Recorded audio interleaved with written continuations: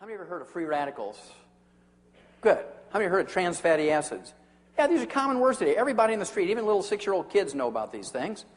And yet, doctors continue to recommend to consume free radicals and trans fatty acids. If I were to come out with a product, Dr. Wallach's 100% pure free radicals, the finest trans fatty acids in the world, and I'd label and put them in a health food store, how many people would buy them? 0. Yeah, I wouldn't sell any of them. And yet, everybody listens to the doctors when the doctors say, I want you to use margarine instead of butter. Margarine is nothing more than a big block of trans fatty acids and free radicals. It is pure 100% trans fatty acids and free radicals. They've killed more Americans with margarine in America than all the wars put together in the 200 plus years have been in the country, both domestic and foreign. And so if you have any margarine at home tonight, I want you to go home and box it up and ship it UPS to Castro. Put a little note in there that says, my cardiologist says this is good for your heart, and I, in a show of good faith, I'm sending you some margarine. And hopefully he'll be stupid enough to use it. I like to have my patients eat 6 to 10 eggs a day. The more eggs you eat, the lower your cholesterol goes. The more eggs you eat, the lower your cholesterol goes. And I personally eat 6 eggs a day, so I hope you do too. They're great protein. And if you don't fry them, don't cook them in margarine. You want to poach them, soft boil them, hard boil them, soft scramble them in butter at low temperature. This came out in 1995. This little study was presented at the annual meeting of the American Heart Association in Anaheim, California. They said 2 eggs a day won't hurt. And when that report came out in 1995, that sent a shockwave through the entire medical system. Because prior to that report coming out, eggs were the father of the devil. I mean, if you ate eggs, you were doomed. Nobody would hang around you. He's an egg eater, I really like this one. Makes my 10 look pretty conservative. This came out 13 years ago. New England Journal of Medicine, very respectable medical journal. Normal cholesterol in an 88-year-old man who eats 25 eggs a day. Now you have to ask yourself, why was this old dude eating 25 eggs a day? Maybe he didn't have any teeth and couldn't eat steaks anymore. Maybe he owned an egg farm and liked to do his own quality control. But I think it was more scientific than that. If you appreciate that 95% of male sex hormone, testosterone, 95% of female sex hormones, estrogen, progesterone, 95% of the weight of our adrenal hormones, our adrenaline, comes from a master steroid in our body. It's made from a master steroid in our body called cholesterol. You can only make 10%. The other 90% must come from your diet. And when your adrenal glands are exhausted, what's the most likely thing that you're not consuming enough of? Cholesterol. When you're sitting there watching TV, guys, when your wife's saying, hey, look at my nice nightgown. Would you rather watch TV or watch me? And she's got you on an egg-free, butter-free, chicken skin-free, red meat-free diet.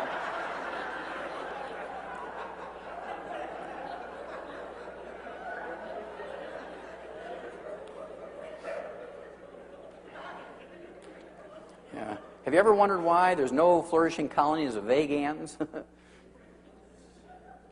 All sit around and hum. How many of you heard of Alzheimer's disease? It's a physician-caused disease. Mark my words, in the next 2 years, maybe even next week, it'll pop up in the newspaper. There's more than enough information to prove that it's a physician-caused disease. Alzheimer's disease is a disease that did not occur, even by another name, 40 years ago. It only became recognized as a disease in 1979, 25 years ago. Today, it's the number 4 killer of adults over the age of 65, behind, well, I have to throw in doctors now. Doctors, cardiovascular disease, cancer, diabetes, and Alzheimer's disease. Now, our brains are made up of 75% a fatty insulation material called myelin. How many of you heard of myelin? Good. Well, myelin is this fatty insulation material in the brain. How many of you are eating a brain sandwich, brain and egg sandwich? Oh, you haven't lived until you eat a brain sandwich. It is good. A little bit of onion and mustard. I mean, there's nothing better than a brain sandwich. It's real cheap now because everybody's afraid of, mad cow disease, so I buy more brains and I eat it. But at any rate, This myelin makes up 75% of our brain weight. It's so important to the animal and human brain. Myelin is 75% of our brain weight. And myelin is 100% cholesterol. You can only make 10% of your daily need. The other 90% must come from your food. And if you're very, very good at listening to your doctor's instructions, does that sound familiar? September 2000, Scientific American. If you listen to your doctor and you give up eggs and eat egg beaters, if you give up butter and eat margarine, if you rip the chicken skin off your chicken before you eat it, you eat tofu instead of red meat, the odds are you're going to get what? Alzheimer's disease. This came out 4 years ago, March of 2000. Alzheimer's tidal wave is feared. It's coming. They said within the next 25 years, 14 million Americans are going to die of Alzheimer's disease. Today, 25 years backwards, only 250,000 died of it. And 25 years backwards from that, nobody died from Alzheimer's disease. Now, why would you go from 0 to 250,000 to 14 million? Well, that's because the baby boomers are coming along, and they listened to the doctors. They believed in technology, and they believed in doctors, and they believed if they followed the doctor's advice, they could be healthier and live to be 100. And so now baby boomers are the ones that get a higher rate and higher percentage of Alzheimer's disease than our older relatives who could care less. Okay? Remember Ralph Charles still flying airplanes at 100? Harold Stilson still hitting in golf hole-in-one at 101? Mazumi Dusti, 161? Still babysitting and singing lullabies and maybe cooking and sewing?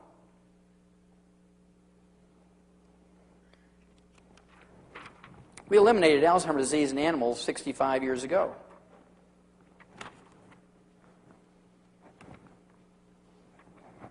This is a human study that came out in July of 1992. Vitamin E can ease memory loss in Alzheimer's patients. This was a study by the University of California, San Diego Medical School and the Salk Institute, infamous for the Salk polio vaccine. They said that vitamin E could bring back a certain amount of memory and make people functional again. Well, nobody could believe that was true, so they redid the study, and 5 years later they came out with this. Vitamin E might slow Alzheimer's disease. High doses of common vitamin E can slow the devastating decline for some Alzheimer's patients, significantly delaying the need for nursing home care.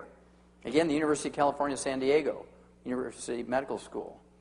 Now, if you can delay the need for nursing home care for a spouse or a child or a parent, grandparent, aunt, uncle who has Alzheimer's disease by 5 years, would that be emotionally and financially beneficial to a family? Of course it would.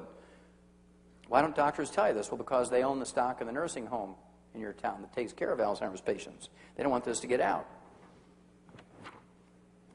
This came out in 2003, November 2003, a study by Tufts University Medical School in Boston.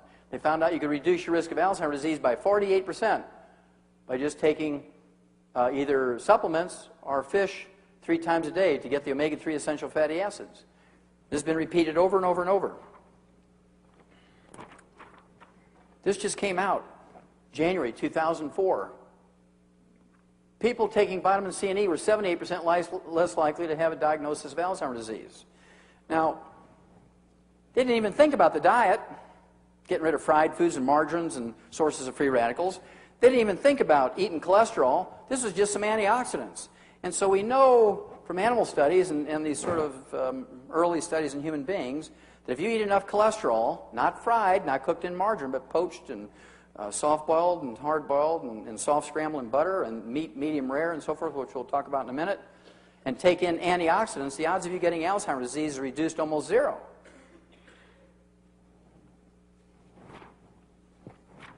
I have to go ask my doctor. Well, he's only lived to be 56. Why would you ask him?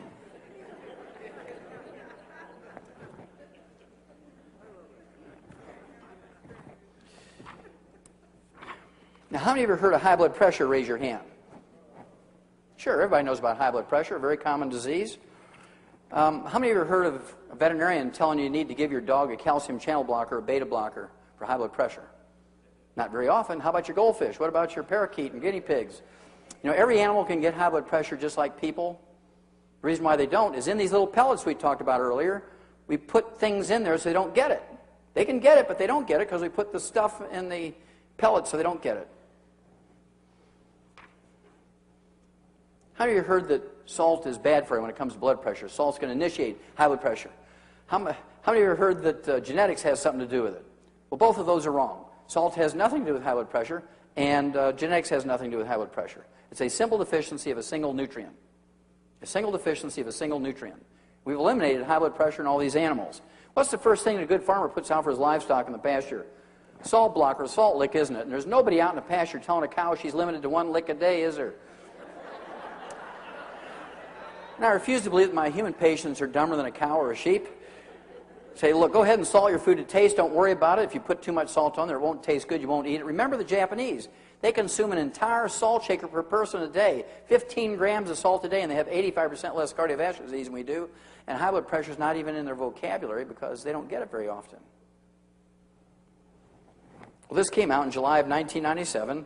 It redeemed my view on salt. It says, doctors lack proof that too much salt is unhealthful. After years of telling healthy people that too much salt isn't good for them, researchers still don't have solid evidence to back up that claim.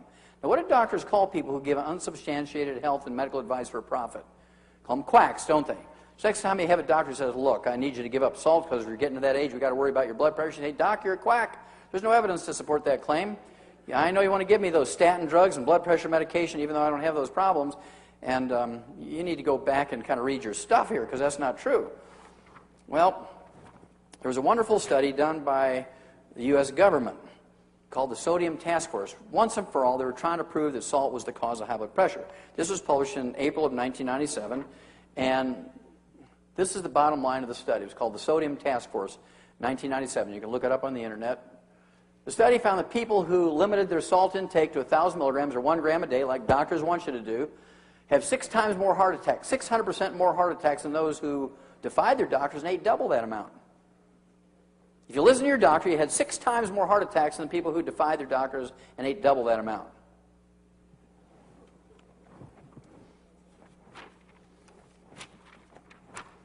So what mineral are we talking about? What mineral are we talking about when it comes to high blood pressure? It turns out it's a deficiency of calcium.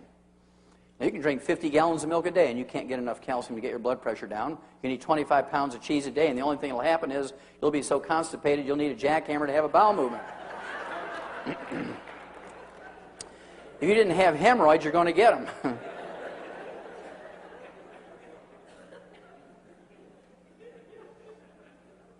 You can take all the Tums you want. You can take all the oyster shell, egg shell, limestone, coral calcium you want. Nothing's going to happen.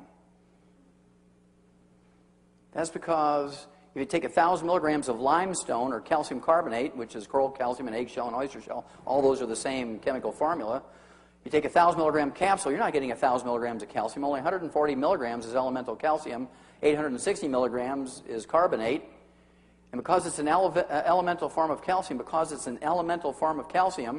only get 10%. So 10% of 140 milligrams is 14. If you take 2 of those 1,000 milligram capsules of calcium carbonate in any way, shape, or form, you get 28 milligrams of calcium. It's not going to do you much good when it comes to arthritis, osteoporosis, high blood pressure, periodontal disease, etc., etc. But we've eliminated a lot of high blood pressure in animals and some very famous people who didn't want to use drugs.